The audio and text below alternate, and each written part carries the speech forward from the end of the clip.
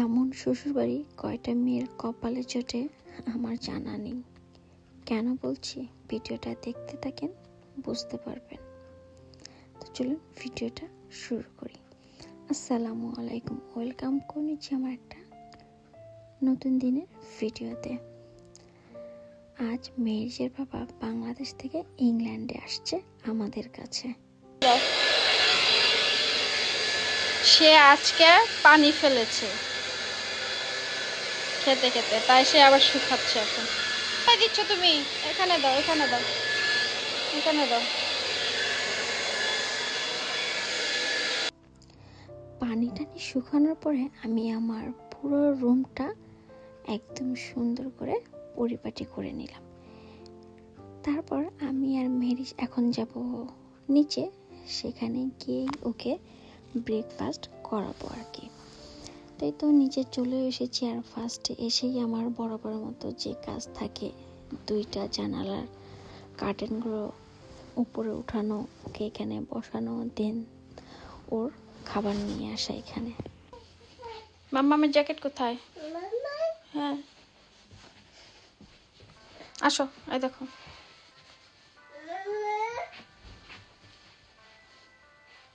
চলো। পাপা জানে কি নিবে তুমি?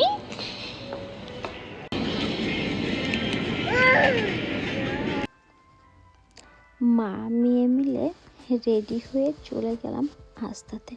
সেখানে যেই তো সংসারের টুকটাক বাজার সদাই নিলাম, আর মেহেরিসের পাপার জন্য নিলাম একটু ফ্লাওয়ার। এখন আমরা যাচ্ছি বাসায়। এটা পরবে মেহেরিস। নাইস একটা ড্রেস পরবে। ইয়েস, এটা কে দিয়েছে পাপা? আর না, এটা হচ্ছে দাদু দিয়েছে।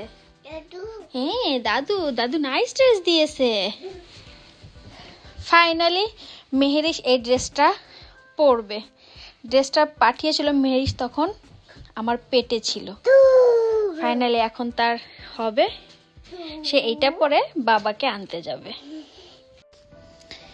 এই যে আমার প্রিন্সেসকে রেডি করার জন্য বসে পড়লাম। সে তো এখন অনেক দুষ্টুমি করে, এদিক ওদিক ছোটাছুটি করতে চাচ্ছিল। অনেক বলে বুঝিয়ে টুঝিয়ে বসিয়েছি যে তোমার বাবা আসবে, চলো আমরা বাবাকে আনতে যাব, বাবা এটা বাবা ওটা, এই গল্প করতে করতেই তাকে রেডি করছিলাম। তারপরও যে সে কতবার ছুটে ছুটে পালিয়েছে তার তো হিসাবই নেই।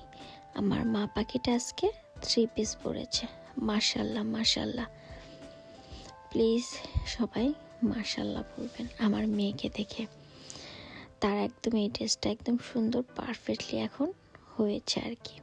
আমি তো অপেক্ষা করতেই ছিলাম যে কবে এই ড্রেসটা পরাবো। ওর দাদিমা পাঠিয়েছিল বাংলাদেশ থেকে অনেক আগে, তো ফাইনালি সে আজকে পরলো এটা। তো তার রেডি সেডি প্রায় শেষের দিকে। এখন তো তার আবার অনেক পছন্দের বিষয় থাকে, এটা না মাম্মা, ওটা, ওটা না মাম্মা, সেটা, এই আর কি। তো যাই হোক, তার রেডি হওয়া এখন ফুলফিল ডান। জাস্ট জুতো পরবে আর বেরিয়ে পড়বো আমরা।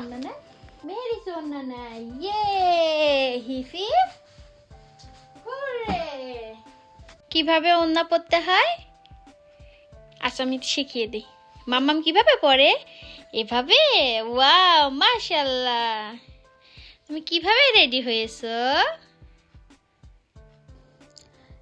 তেমন কোনো আয়োজন না, জাস্ট একটু কেক বানালাম মেরিসের পাপার জন্য, একটা বোট আর একটু ফুল। মেরিস তাকাও, কোথায় যাচ্ছ তুমি? পাপা কই?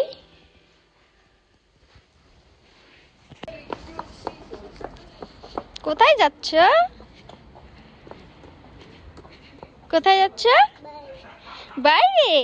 আসো আসো আসো আসো আসো। মা আর মেয়ে মিলে বেরিয়ে পড়েছি মেহেরিসের পাপাকে আনতে যাওয়ার জন্য। আমরা যদিও বা এয়ারপোর্টে যাইনি, আমরা দুজন যাচ্ছি স্টেশনে।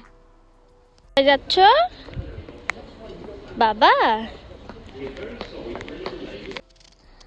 আমরা দুজন হাঁটতে হাঁটতে স্টেশনে চলে এসেছি, আমার বাসা থেকে অনেক কাছে। তো মেহেরিস তো এই জায়গাটা চিনতে পেরেছে, কারণ মেহেরিস তার পাপাকে এখানে বিদায় দিয়ে গিয়েছিল।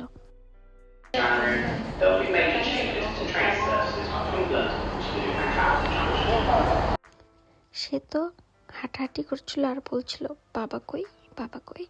আর যেদিন মেহেশের বাবাকে আমরা বিদায় দিতে এসেছিলাম সেদিন তো সাথে সাসমিনও ছিল, তাই বলছিল আপু কই, বাবা কই, এই আর কি। তারপর তো অপেক্ষা করছিলাম আমরা মেহেশের পাপার জন্য কখন আসবে। মেহেশ তো অস্থির হয়ে যাচ্ছিল, একবার দেখছে এসে বলছে পাপা নাই, পাপা কই। এই করতে করতেই আমরা প্রায় 10-15 মিনিট পার করি।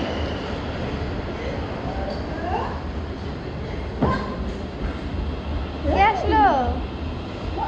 কখন থেকে দাঁড়ায় আছে?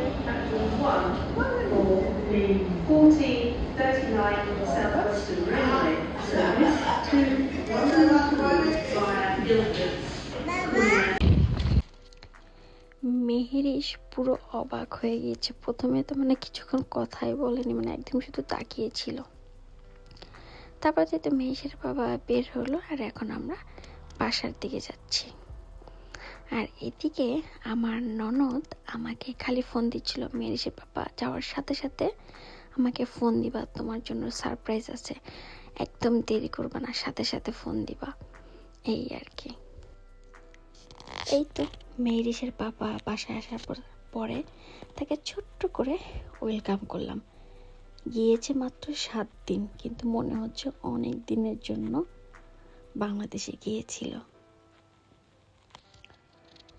এই তো তারপরে মেহেরিশের পাপা মেহেরিশ মিলে এখন কেক কাটবে, দেন আমরা দুপুরের খাওয়া দাওয়া কমপ্লিট করব, দেন আমরা লাগেজ করব। আর সেদিক থেকে তো বারবার ফোনও দিচ্ছিল যে আসলে যেন আমি তাদেরকে ফোন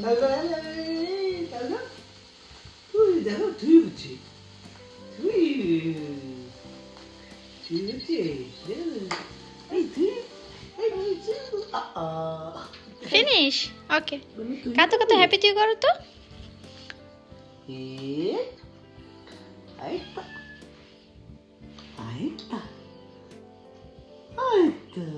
কি খাবে পাপা? বেবি খাবে না? আকসা আকসা দেবো, আকসা একটু খাবে। একটু একটু পাপাকে খাইয়ে দাও, বাবা তুমি খাইয়ে দাও।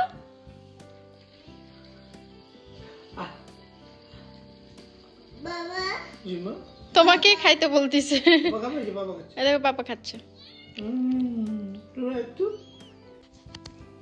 মেহেরিশের পাপা বাসায় তো ফার্স্ট একদম বলে দিয়েছে যে আমি কোনো রান্না জিনিস ইংল্যান্ডে নিয়ে যেতে পারবো না, কারণ তার নাকি ভয় লাগে। মেহেরিশ আসো আমরা লাগেজ খুলি, লাগেজ খুলি, আসো ওপেন করো। কোনটা খুলবে বলো? মেহেরিশের পাপার লাগেজ গুছিয়েছে আর বাকি 2টা গুছিয়েছে আমার শ্বশুর বাড়ির লোকজন। আর এই লাগেজটা ছিল আমার জন্য সারপ্রাইজ, আমাকে বারবার বলছিল তাড়াতাড়ি ব্লু লাগেজটা ওপেন করো, তো যে বলা সেই কাজ। তো এই তো আমি এখন আমার সারপ্রাইজ ব্লু লাগেজটা ওপেন করছি, কি যে পাঠিয়েছে সেটাই ভাবছিলাম। আর আমার জন্য এইটা পুরোটাই সারপ্রাইজ ছিল। দেখে তো আমি মহা খুশি, কারণ বুঝতেই পারছেন কত দিন পরে আমি বাংলাদেশে সবার হাতের খাবার খাবো। দেখে আমার কেমন যে লাগতেছিল এটা আমি আসলে এখন বলে বোঝাতে পারবো না। ইভেন আমার শাশুড়ি আমার জন্য চালের রুটি পর্যন্ত বানিয়ে দিয়েছে, কারণ সে জানে আমার চালের রুটি খুব পছন্দ। আর কি সুন্দর করে পাঠিয়ে দিয়েছে, কিচ্ছু হয়নি। আর মেহেরিশের পাপা দেখেও পুরোই অবাক হয়ে গিয়েছে। আমি আর মেহেরিশের পাপা হাত দিয়ে নেড়ে নেড়ে দেখছিলাম যে কোথাও পানি বের হয়েছে কিনা। মানে আমার শ্বশুরবাড়ির লোকজন প্রত্যেকটা মানুষ কিছু না কিছু আমার জন্য রান্না করে বানিয়ে পাঠিয়েছে। এই ভালোবাসাটুকু আসলে কয়জনের ভাগ্যে জুটে আমার জানা নেই। আলহামদুলিল্লাহ, মহান আল্লাহ তাআলা আমাকে এরকম একটা শ্বশুরবাড়ি দিয়েছে। এত যত্ন করে এত ভালোবেসে আমাকে এই জিনিসগুলো দিয়েছে, সেটা আসলে ভাষায় প্রকাশ করতে পারবো না। আর এটাই ছিল আমার জন্য সবচেয়ে বড় সারপ্রাইজ। এগুলো শুধু খাবার না, এগুলো হচ্ছে মায়া, ভালোবাসা, যত্ন, সব কিছু। বাকি লাগেজে কি আছে সেটাও দেখবো, কিন্তু আজ এই পর্যন্তই। তাহলে বিদায় নিচ্ছি, আল্লাহ হাফেজ।